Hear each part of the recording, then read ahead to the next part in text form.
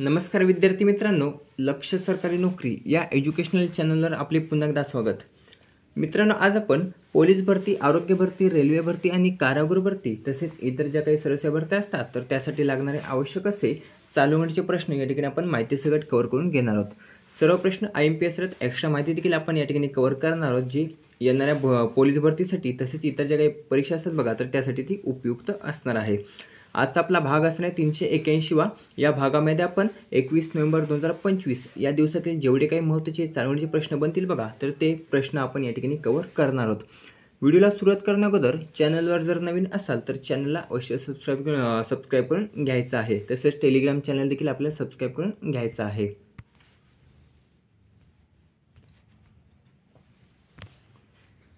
प्रश्न पहिला आहे, अजय वॉरियर 25 लष्करी सराव कोणत्या दोन देशांदरम्यान आयोजित करण्यात आला? तर नुकतंच बघा अजय वॉरियर 2025 लष्करी सराव हा भारत आणि ब्रिटन, पर्याय अ, भारत आणि ब्रिटन या दोन देशांदरम्यान नुकतंच आयोजित करण्यात आलेला आहे।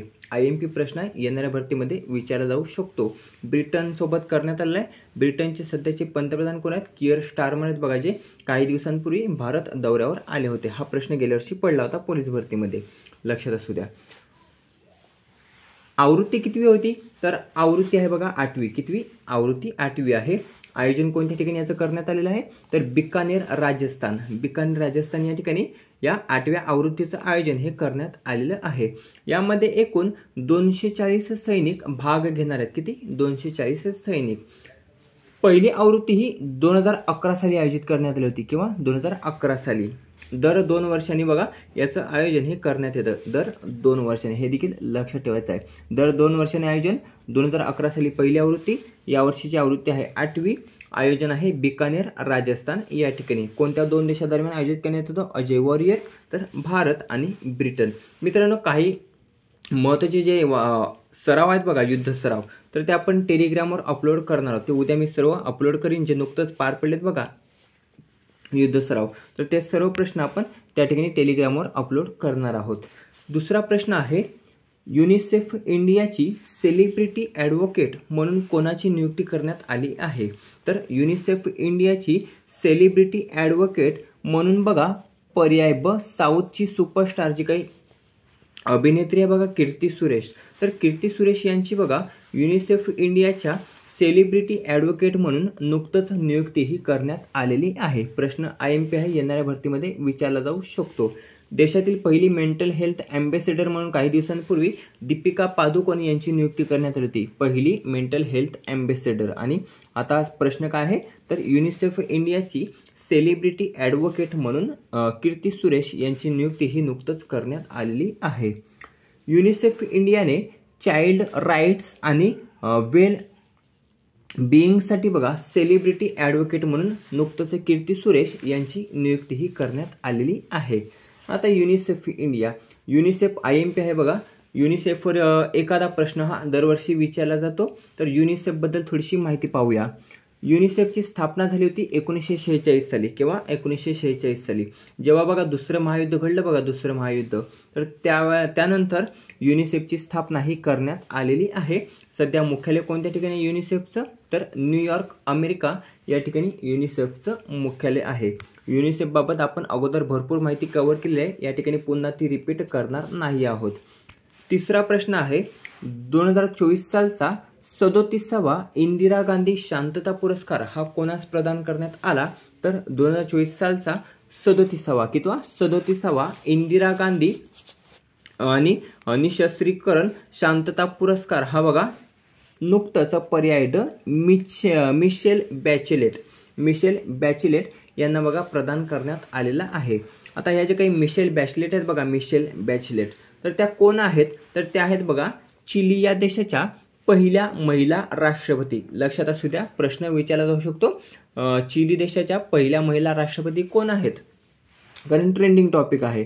तर मिशेल बॅचेलेट हे बघा चिली देशाच्या पहिल्या महिला राष्ट्रपती आहेत, लक्षात असू द्या। आता हा पुरस्कार कोणी प्रदान केलेला आहे? तर इंदिरा गांधी शांतता पुरस्काराचे जे काही अध्यक्ष आहेत बघा, सोनिया गांधी या संस्थेचे अध्यक्ष, तर या सोनिया गांधी यांच्या हस्ते हा पुरस्कार प्रदान करण्यात आलेला आहे मिशेल बॅचलेट यांना. लक्षात असू द्या, अध्यक्षा कोण आहेत या संस्थेच्या, तर सोनिया गांधी आहेत बघा, सोनिया गांधी, आणि यांच्या हस्ते हा पुरस्कार प्रदान करण्यात आलेला आहे.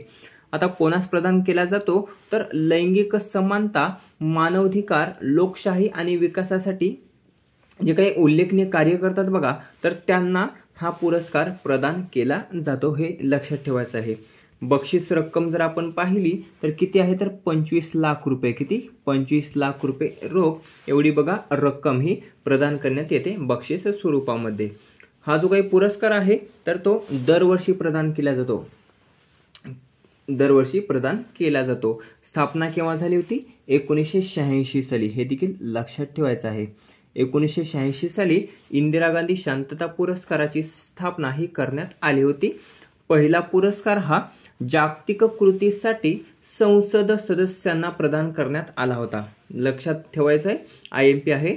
पहिला जो काही इंदिरा गांधी शांतता पुरस्कार होता तर तो जागतिक कृतीसाठी संसद सदस्यांना प्रदान करण्यात आला होता. केव्हा? 1986 साली. हे झालं 2024 सालचं आणि पहिलं. आता आपण पाहूया गेल्या वर्षीचं. तर गेल्या वर्षी आपण पाहिलं तर 36वा इंदिरा गांधी शांतता पुरस्कार हा 2 जणांना प्रदान करण्यात आला होता. किती? 2 जणांना. त्यांची नावे इथे पर्यायांमध्ये आपण दिलेलीच बघा, डॅनियल बॅरेन बोईन आणि अली अब्बू अवाद. डॅनियल बॅरेन बोईन जे अर्जेंटिनाचे आहेत आणि अली अब्बू अवाद हे पॅलेस्टाईनचे आहेत. तर या दोघांना बघा गेल्या वर्षीचा इंदिरा गांधी शांतता पुरस्कार, गेल्या वर्षीचा नाही, 2023 सालचा इंदिरा गांधी शांतता पुरस्कार हा प्रदान करण्यात आला होता. लक्षात ठेवायचं आहे.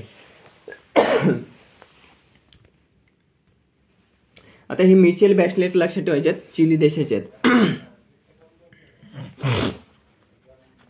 सॉरी, जरा घशात प्रॉब्लेम झालाय. चिली, लक्षात असू द्या, मिचेल बॅचलेट हे चिली या देशाचे आहेत. चौथा प्रश्न आहे, बिहारचे 10व्यांदा मुख्यमंत्री खालीलपैकी कोण बनले आहेत? तर बिहारचे 10व्यांदा मुख्यमंत्री बनलेले आहेत पर्याय अ नितीश कुमार. कितव्यांदा बनलेले आहेत? तर 10व्यांदा बनलेले आहेत. 10व्यांदा त्यांनी मुख्यमंत्री पदाची शपथ ही घेतलेली आहे. प्रश्न विचारला जातो, मुख्यमंत्र्यांना पदाची शपथ ही कोणाद्वारे दिली जाते? तर लक्षात असू द्या, त्या राज्याचे जे काही राज्यपाल असतात बघा, तर ते मुख्यमंत्र्यांना पदाची ही शपथ देत असतात. आता यांना कोणी दिली? तर आरिफ मोहम्मद खान जे बिहारचे राज्यपाल आहेत बघा, तर यांनी नितीश कुमार यांना मुख्यमंत्री पदाची शपथ ही दिलेली आहे. लक्षात ठेवायचं आहे. कितव्यांदा घेतलेली आहे? तर 10व्यांदा घेतलेली आहे. उपमुख्यमंत्री कोण बनलेत बिहारचे? तर विजय कुमार सिन्हा आणि सम्राट चौधरी. विजय कुमार सिन्हा आणि सम्राट चौधरी हे बिहारचे सलग दुसऱ्यांदा बघा उपमुख्यमंत्री बनलेले आहेत. मुख्यमंत्री आहेत नितीश कुमार. दोन्ही लक्षात ठेवायचं आहे. काही दिवसांपूर्वी बिहारमध्ये 243 जागांसाठी निवडणूक ही पार पडली होती विधानसभेची. कितवी होती? 18वी होती, जी 2 टप्प्यांमध्ये पार पडली होती. किती? 2 टप्प्यांमध्ये. त्यामध्ये 243 जागांपैकी सर्वाधिक जागा जिंकल्या होत्या बीजेपीने. किती जिंकल्यात? 89 जिंकलेल्या आहेत. त्यानंतर दुसऱ्या क्रमांकाचा पक्ष कोणता आहे? JDU, जनता दल युनायटेड या पक्षाने किती जागा जिंकल्यात? तर 85. बीजेपीने जिंकलेल्या 89, जो पहिल्या क्रमांकावर आहे, आणि दुसऱ्या क्रमांकावर आहे जनता दल युनायटेड, ज्या पक्षाने 85 जागा जिंकत दुसरा क्रमांक घेतलेला त्यामध्ये निवडणुकीमध्ये. हे देखील लक्षात ठेवायचं आहे. आता हे जे काही नितीश कुमार आहेत ते कोणत्या पक्षाचे आहेत? कमेंट करून सांगायचं आहे. नितीश कुमार कोणत्या पक्षाचे आहेत? आपण माहिती कव्हर केलेली आहे. जेव्हा नितीश कुमारांबद्दल प्रश्न आला होता बघा चालू घडामोडीचा, तर त्यामध्ये सर्व माहिती आपण कव्हर केलेली. तसेच जो काही निकाल लागला बिहारच्या विधानसभा निवडणुकीचा, तर त्यामध्ये देखील आपण माहिती कव्हर केलेली आहे. त्यासाठी नितीश कुमार हे कोणत्या पक्षाचे आहेत ते आपल्याला कमेंट करून सांगायचं आहे. पुढचा 5वा प्रश्न आहे, नोव्हेंबर एक राहिलं. बिहारची राजधानी काय आहे? पटना आहे बघा, पटना. लक्षात ठेवायचं आहे. आणि राज्यपाल आहेत आरिफ मोहम्मद खान. पुढचा 5वा प्रश्न आहे, नोव्हेंबर 2025 मध्ये ऑपरेशन सदर्न स्पियर कोणत्या देशाने सुरू केले आहे? इथे दिशेने झालेले सॉरी, तर देशाने आहे बघा, देशाने. तर नोव्हेंबर 2025 मध्ये ऑपरेशन सदर्न स्पियर हे पर्याय अमेरिका या देशाने सुरू केलेलं आहे ऑपरेशन सदर्न स्पियर. आता ते कशासाठी? तर नार्को दहशतवाद्यांना संपवणे व कोकेन तस्करीचे जाळे उद्ध्वस्त करण्यासाठी नोव्हेंबर 2025 मध्ये नुकतंच ऑपरेशन सदर्न स्पियर हे अमेरिका या देशाने सुरू केलेलं आहे. IMPI परीक्षेमध्ये विचारलं जाऊ शकतं. नार्को दहशतवाद्यांना संपवणे व कोकेन तस्करीचे जाळे उद्ध्वस्त करण्यासाठी अमेरिकेने कोणते ऑपरेशन राबवलेले आहे? तर ऑपरेशन सदर्न स्पियर हे राबवलेले आहे, लक्षात ठेवायचं आहे. अमेरिकेचे संरक्षण सचिव पीट हेगसेथ यांनी कॅरिबियन आणि दक्षिण अमेरिकेतील एक प्रमुख लष्करी कारवाई ऑपरेशन सदर्न स्पियरची घोषणा केलेली आहे. घोषणा कोणी केलेली आहे? तर अमेरिकेचे संरक्षण सचिव पीट हेगसेथ यांनी याची घोषणाही केलेली आहे. भारताने पाकिस्तानला धडा शिकवण्यासाठी जो काही पहलगामचा बदला घ्यायचा होता बघा, तर त्यासाठी भारताने ऑपरेशन सिंदूर राबवले होते आणि त्या दहशतवाद्यांचा खात्मा करण्यासाठी ऑपरेशन महादेव राबवले होते. दोन्ही IMPI लक्षात ठेवायचे आहेत. 6वा प्रश्न आहे, नुकतंच भारताचे संरक्षण सचिव म्हणून कोणाची नियुक्ती ही करण्यात आलेली आहे? तर नुकतंच भारताचे संरक्षण सचिव म्हणून पर्याय ड पराग जैन. कोणाची? पराग जैन यांची नियुक्ती ही करण्यात आलेली आहे. आता पराग जैन नक्की आहेत कोण? तर ते बघा रॉचे प्रमुख आहेत, लक्षात असू द्या. रॉचे प्रमुख कोण आहेत? पराग जैन आहेत. तर त्यांच्यावर भारताच्या संरक्षण सचिव पदाचा अतिरिक्त कारभार हा सोपवण्यात आलेला आहे, लक्षात ठेवायचा आहे. रॉ प्रमुख कोण आहेत? पराग जैन. त्यांना बघा कॅबिनेट सचिवालयात सचिव पदाचा अतिरिक्त कार्यभार हा देण्यात आलेला आहे. आता हे जे काही सचिव असतात भारताचे संरक्षण सचिव, तर ते पंतप्रधान आणि इतर VVIP च्या सुरक्षेसाठी जबाबदार असतात. कोणासाठी जबाबदार असतात? तर पंतप्रधान आणि इतर VVIP जे काही असतात बघा, तर त्यांच्या सुरक्षेसाठी भारताचे संरक्षण सचिव हे जबाबदार असतात. जे विशेष संरक्षण गटाचे म्हणजेच SPG चे बघा प्रशासकीय प्रमुख देखील असतात, लक्षात ठेवायचं आहे. SPG चे प्रशासकीय प्रमुख यांच्या अंडर बघा SPG कमांडो असतो. 7वा प्रश्न आहे, गदिमा पुरस्कार 2025 हा खालीलपैकी कोणाचा जाहीर झालेला आहे? तर गदिमा पुरस्कार हा खालीलपैकी बघा पर्याय ब सुहास जोशी. कोणाचा? सुहास जोशी यांना जाहीर झालेला आहे. ग.दी. माडगुळकर यांच्या स्मृतिप्रित्यर्थ हा पुरस्कार दिला जातो, गदिमा पुरस्कार, लक्षात ठेवायचा आहे. ग.दी. माडगुळकर यांच्या स्मृतिप्रित्यर्थ हा पुरस्कार दिला जातो. 26 डिसेंबर 2025 रोजी मोहन जोशी यांच्या हस्ते, कोणाच्या हस्ते? मोहन जोशी यांच्या हस्ते पुण्यातील टिळक स्मारक मंदिरात हा पुरस्कार सोहळा आयोजित होणार आहे, लक्षात ठेवायचा आहे, पुणे या ठिकाणी. त्यानंतर पर्याय ड दिसत असेल आपल्याला नागराज मंजुळे. तर नागराज मंजुळे यांना चैत्रबन पुरस्काराने सन्मानित करण्यात आलेले आहे. कोणत्या पुरस्काराने? चैत्रबन पुरस्काराने. त्यानंतर मृदुला बिनगारे वैद्यनाथ यांना विद्या गदिमा पुरस्काराने सन्मानित करण्यात आले असून तसेच गदिमांच्या साहित्यावर संशोधन करणाऱ्या डॉक्टर अनिकेत जोशी यांना विशेष सन्मान करण्यात आलेला. यांचा विशेष सन्मान हा करण्यात आलेला कशासाठी? तर गदिमांच्या साहित्यावर संशोधन करणाऱ्यांसाठी, लक्षात ठेवायचं आहे. एक पुस्तक देखील प्रकाशित होणार आहे. त्या पुस्तकाचं नाव आहे बघा माझ्या चिनीमधला गदिमा. माझ्या चिनीमधला गदिमा हे पुस्तक देखील प्रकाशित होणार आहे. 8वा प्रश्न विचारला आहे, केव्हापर्यंत सर्व भारतीय नागरिकांकडे ई-पासपोर्ट असावा असा संकल्प भारत सरकारने केला आहे? तर 2035 पर्यंत. केव्हापर्यंत? 2035 पर्यंत सर्व भारतीय नागरिकांकडे ई-पासपोर्ट असावा असा संकल्प नुकतंच भारत सरकारने केलेला आहे. हे जे काही ई-पासपोर्ट असते बघा, ई-पासपोर्ट, तर या ई-पासपोर्टमध्ये रेडिओ फ्रिक्वेन्सी आयडेंटिफिकेशन चिप आणि अँटिना असतात, लक्षात ठेवायचं आहे. रेडिओ फ्रिक्वेन्सी आयडेंटिफिकेशन चिप आणि अँटिना असतात या ई-पासपोर्टमध्ये. यामध्ये माहिती डिजिटली साइन व एन्क्रिप्ट केल्यामुळे बनावट फसवणुकीचा धोका हा कमी होत असतो आणि त्यासाठी बघा सर्व भारतीयांकडे ई पासपोर्ट असावा असा संकल्प भारत सरकारने केलेला आहे। आता केव्हापर्यंत असायला हवा तर 2035 पर्यंत सर्व भारतीय नागरिकांकडे ई पासपोर्ट असावा असा संकल्प नुकताच भारत सरकारने केलेला आहे। आता हे झाले माहिती सगळे प्रश्न। आता आपण फक्त घेऊया प्रश्न आणि रिव्हिजन लक्षात ठेवायचं आहे, ज्यामुळे आपला सर्व जो काही आता प्रश्न आपण कव्हर केले तर ते सर्व आपल्या चांगले लक्षात राहील। प्रश्न पहिला होता अजय वॉरियर 25 लष्करी सराव कोणत्या दोन देशांदरम्यान आयोजित करण्यात आले आहे तर भारत आणि ब्रिटन या दोन देशांदरम्यान अजय वॉरियर 25 लष्करी सराव हा आयोजित करण्यात आला आहे।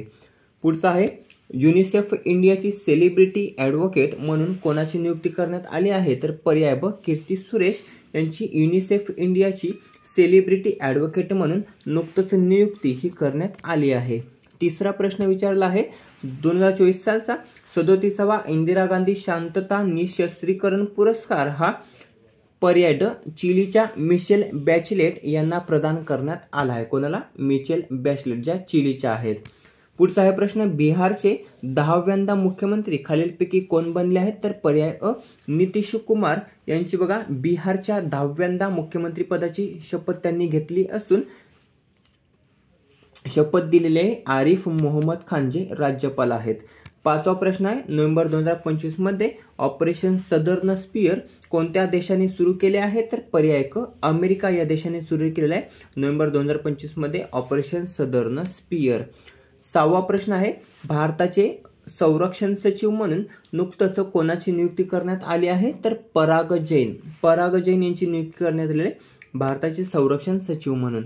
सातवा प्रश्न आहे गदिमा पुरस्कार 2025 हा खालीलपैकी कोणास जाहीर झाला आहे पर्याय ब सुहास जोशी यांना गदिमा पुरस्कार 2025 हा नुकताच जाहीर झाला आहे। आठवा आणि शेवटचा प्रश्न आहे केव्हापर्यंत सर्व भारतीय नागरिकांकडे ई पासपोर्ट असावा असा संकल्प नुकताच भारत सरकारने केला आहे तर पर्याय क 2035 पर्यंत सर्व भारतीय नागरिकांकडे बघा ई पासपोर्ट असावा असा संकल्प नुकताच भारत सरकारने केलेला आहे।